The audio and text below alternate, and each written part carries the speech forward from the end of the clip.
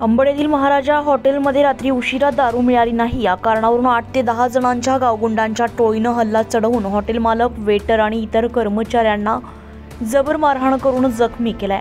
MIDC police ठाण्यामध्ये जबर मारहाणीचा गुन्हा दाखल करण्यात आला असून पोलिसांनी 5 ते 7 जणांना ताब्यात घेतले। हॉटेलच्या आत आणि बाहेर झालेल्या या मारहाणीचे दृश्य CCTV कॅमेऱ्यामध्ये कैद झाले। या घटनेमुळे परिसरामध्ये पुन्हा एकदा कायदा आणि सुव्यवस्थेचा प्रश्न ऐरणीवर आलाय।